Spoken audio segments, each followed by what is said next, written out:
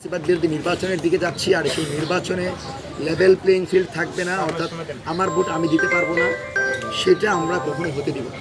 দেখেন, 16 বছরের ফ্যাসিবাদী শাসন ব্যবস্থা ভেঙে আবু সাইদ ওয়াসিম মুগদের রক্তের উপর দিয়ে আমরা জুলাই পেয়েছি। সেই জুলাই পরবর্তী বাংলাদেশে ত্রয়োদশ জাতীয় সংসদ নির্বাচন হচ্ছে। এই নির্বাচনে এমনভাবে হতে হবে বহির্বিশ্বে যেন পৃথিবীর সর্বকালীন সর্বশ্রেষ্ঠ অবাধ, সুষ্ঠু এবং নিরপেক্ষ নির্বাচন সম্ভব হয়। আর যদি সেটা সম্ভব না হয় তাহলে বাংলাদেশে আবারও প্রশ্নবিদ্ধ হবে। সেজন্য আমরা স্পষ্ট জানিয়েছি যে বর্তমান অন্তর্বর্তীকালীন সরকার দেশের জানমালের নিরাপত্তা দিতে ব্যর্থ হয়েছে। আপনি লক্ষ্য করেছেন যে প্রশাসন আমাদের নিরাপত্তা দেবে, সেই প্রশাসন, র্যাবের কর্মকর্তা সীতাকুণ্ডে আক্রান্ত হয়েছে।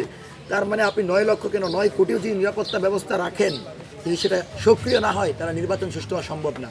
আর আমার ভোট আমি দিতে পারবো না, বাংলাদেশে সেই নির্বাচন হবে, এটা কখনো আমরা মেনে নিতে পারি না।